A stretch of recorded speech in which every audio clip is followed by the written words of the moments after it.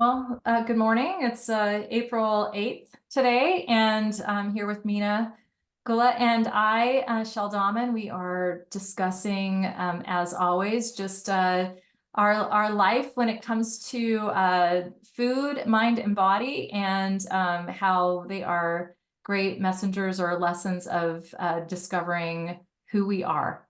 And so we've been working through, Mina's been bringing some things to the table in regards to her own eating journey and her own discoveries. And so we just will pick up where we left off last week and discover more of this whole concept of, finding who we are in the middle of it all. Yeah, thank you so much for opening this opportunity for me. As I mentioned in my previous talks, right, I got introduced to these concepts. It worked awesome. It is working. But somewhere after 10 years now, I'm in my menopausal state. I think it's a menopause that's causing all this. But I also have other life, circumstances around me. So, and my habitual, whatever I have developed these habits over a period of time, they're showing up more and more. I reflect, I'm actually able to dig deeper into my issues.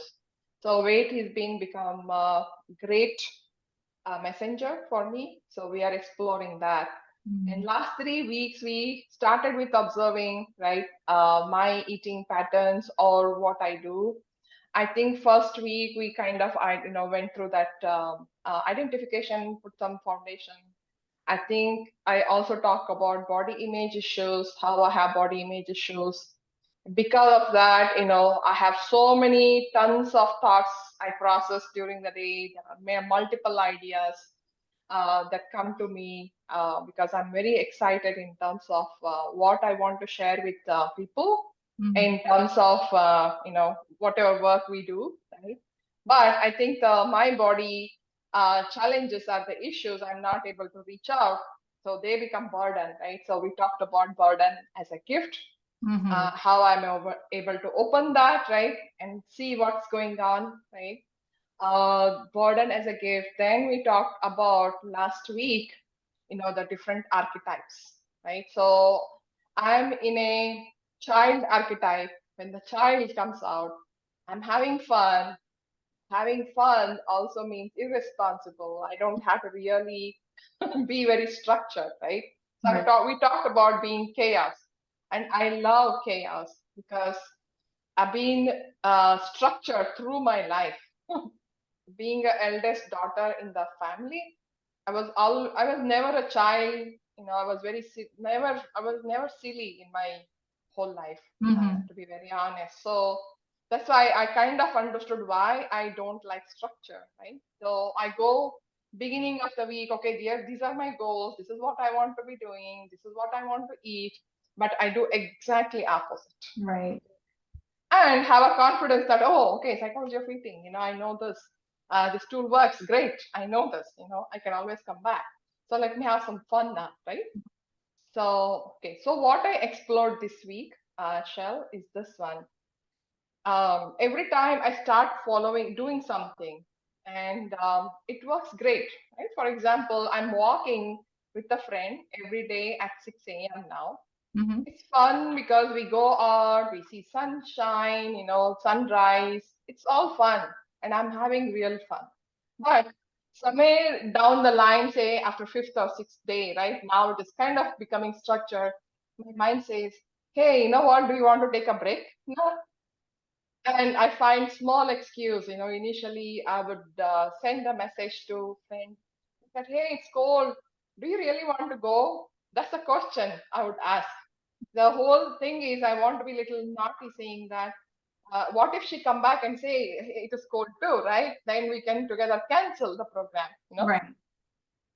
See, it's so funny, interesting. Then I caught hold of that archetype. I remembered what you said last week, that being responsible, sometimes we have to do work or things that we don't like, but in the adult world we want to do that, right?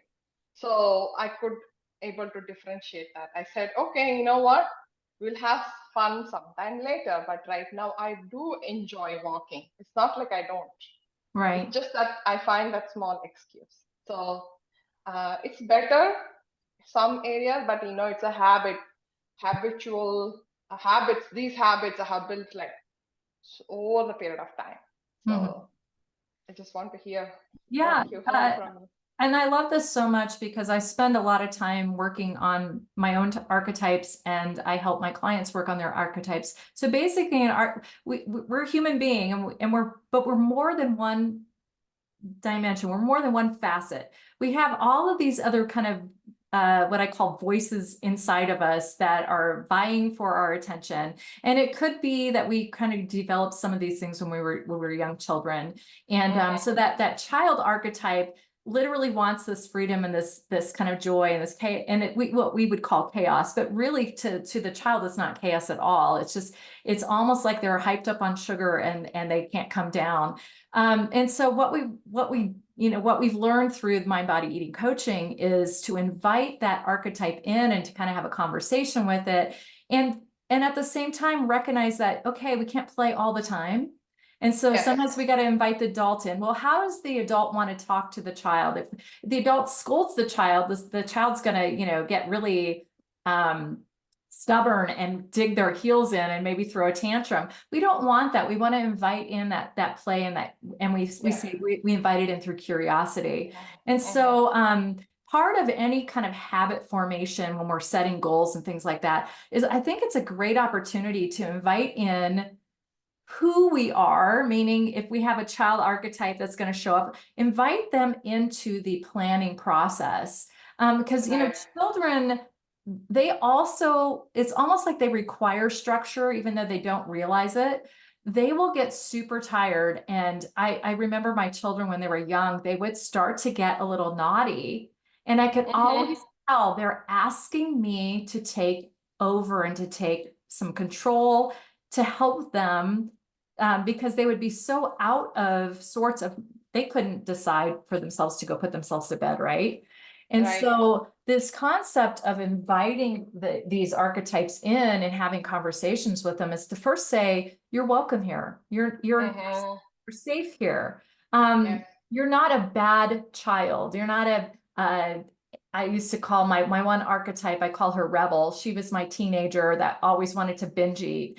And I felt like what I learned from her when I started to really invite her into the space was to discover that she was trying to get me to understand that I was ignoring some areas of myself, my identity, that Mm-hmm. needed to be comforted and loved and welcomed in. And so as I discovered that I wasn't trying to get rid of my binge eating anymore, I was inviting in this archetype that was saying, hey, you're not paying attention to me. And as a teenager, I want to know that I fit in this world and that I'm acceptable just as I am. And so the kind of the concept that I use is, and I use a form of journaling where I actually invite that archetype to the table and I have a conversation. It's like, what are they trying to teach me? Maybe they're trying to teach me that they need some structure. And this whole time I've been rebelling and fighting against that structure. And so by inviting in the child that's saying, hey, this is getting kind of boring, it's only boring because we haven't invited them into the details of it. We haven't invited them into the planning of it. We haven't invited in their creative spirit and their joy. And same with the teenager, that angsty teenager that is just really kind of rebelling. It's like inviting the teenager in to have a voice and to say, hey, whatever you want to tell me right now is okay and acceptable.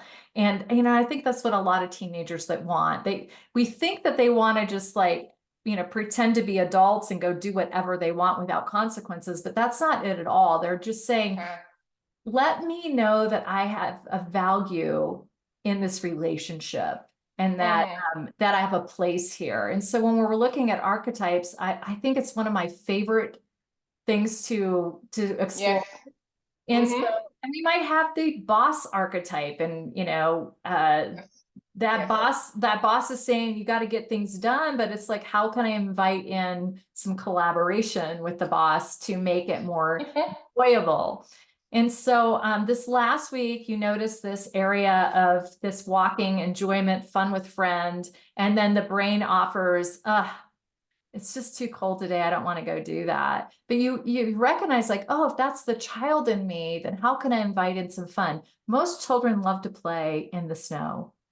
My granddaughter this last weekend learned how to snowboard. She's 20 months old. Oh, And my wow. son Uh-huh. had her on a snowboard and he's pulling it and she's just Mm. beaming.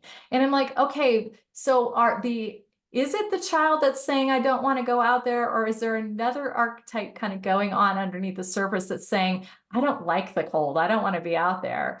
Um, and, Yeah. and, you know, so to do a little bit more exploring and saying, oh, well, the child likes to have the fun. I'm thinking that this doesn't sound like fun, but it's like children kind of like the snow. So what else do you think it could be? What other archetype do you think may be showing up underneath the surface that's Mm-hmm. saying, I don't like structure? Yeah. So that's an interesting one. There are with the body mind coaching, we have learned who is eating, right? Who is eating personality. I was just exploring while you were, talking the whole thing, Mhm. right? So all these years, I'm thinking that I'm a person who love. It's not thinking. I am a person who love pleasure. Okay, at the core. But I'm also very creative when it comes to food. That's my strength actually. So I throughout the years, whenever it's not that my eating habits are very bad. It's just that certain things I try to make them very bad. So okay, so the pleasure part is my strength, and I can design the plate, and with the healthy, and suppose I like to eat sweet, replace sweet with sweet, right? That way, I don't have to have a struggle in eating good food, Mhm. and have a pleasure and have joy, right? That's my concept. But I also identify that the pleasure is something. I'm always in the mode of pleasure. I'm always in the mode of pleasure, and then always having it easy, not really working hard, right? That's the archetype that comes up. Mhm. So I don't really like hardship, right? Mhm. So suppose I have to go to gym and then do the strength training, I would rather do something else, right? Mhm. Though it's not like once I start doing it, I enjoy that. But it's that initial resistance that comes up. But if I give it in to that mind that is coming up with a resistance, I don't want to go back to that, Mhm. right? So the second archetype, what you are saying, because I was elder sister in my house, I'm always like a boss. My mother, probably it's easy for her to make me, like something like, take in charge of other three siblings in place of her, right? Mhm. So from the age of 6 or 8, I learned this, how to take care of my younger sibling, and I was the boss. I can, my last sister still tells me that you were, very strict with us, and I was keeping an eye, right? And then that's a boss archetype, right? Mhm. So that will tell you, okay, what all things you need to be doing, right? I think in one of the talks I was also telling, I identified this one that, first thing in the morning, I tell myself, now get up, you have to drink water, do so and so stuff, right? You have this work, you have that work, whole day you are like I'm telling myself what all things need to be done, you know Mhm. and being very ambitious. Okay, these things need to be done, right? And I Right. think another archetype that comes up to my mind, girl wanting to show that, okay, being in a family where all of us are girls, want to show that I'm somebody, right? That archetype. Now in between there is no fun. Now I'm identifying. Right. Then, And I think that's a lot of it too, is right yeah, there. You discover that you have this underlying boss that's in you, and you're going, I don't want to be the boss. I don't want to be in charge. boss, So yes. it's that invitation in of, first of all, we look at mind body eating approach. We do need to address what are the thoughts that are underneath the surface, that unconscious level that keep running all the time. And then so I love journaling because we can invite it out to the table to explore. And so as we start to look at it, we go, why am I even telling myself this, that I have to do these things? And so of course the other archetype wants to come in and say, oh, you don't have to, let's just ignore that. It's like, but there's a part of you that wants to go on that walk, that wants to get these certain work things done. So it's about inviting both of them to the table to say, how can I make this more fun when I think I've got all this list of things to do? Because I'll tell you, we'll give up that walk, that enjoyment, if if our brain is focused on all of the labeling of the day, like I got to do this. Yes. Man, that doesn't, who wants to sign up for that kind of job, right? And this is the job of your life. And so, of course, it makes sense that you will want to after 6 days or so, because there's a part of us that's going, I just don't think this is going to work. I have all this other stuff to do. I'm just going to put this aside to get that done. Yes. And the reality is, it's like we have to just kind of notice that that's running underneath, all the other messages. And then we just stop and pause. This is where all of our breathing work or our meditation work comes in. Stop and pause. I love it. Yeah. I'm just noting down here. Stop and pause. Yeah. And then it's about going, okay, I know what I'm saying right now goes against what I planned. And that's okay, because I can decide to not go for the walk. But what do I really want more is I want that connection time. I want that peace. I want to start my day with that exercise. And I'll say, I bet you're probably having really great conversations with your friend as you're walking. Yes. And so it's like the boss needs to be invited on the walk too. Because the boss is still very worried about all the things that got to get done. And so how can we invite in the child and the boss to go play at the park? And so that really becomes like discovering, how do you want to talk to yourself when you're preparing for this framework or this plan that you had for the day? I think it starts back when we plan it. And then it's a continuous conversation throughout the week to just check in. Hey, where am I at with, here's the person that showed up to make this plan, that boss in me. Here's the child that wants to just screw around and play hooky today. How do I invite them both to come on a field trip with me so that we can have both. We can have fun and know that the work's going to get done, and it's going to get done in the right time and in the right setting. And it's the same thing with our food. When we make a beautiful, healthy plan and we use our creativity and we bring pleasure in, but there's something that happens there. We forget about pleasure sometimes when we make it about a chore or a duty or a responsibility. And it's like, we have to be responsible. Otherwise we're getting hit by cars out in the street when we're on our walk. There is a part of us that has to invite all of it in, because, like I said, we're more than just one identity inside of us. Yes. And so how do we manage it all? Well, we just get curious. What does the boss need right now that the child's rebelling against? What does the child need right now that the boss has to come in and kind of like give direction? Yes. I love it. I love our work. I think so. I'm bringing this concept from my other training, and I really, really tap into this is core value. Who am I at core, right? Yeah. So while you're talking, right, the three things that are coming up.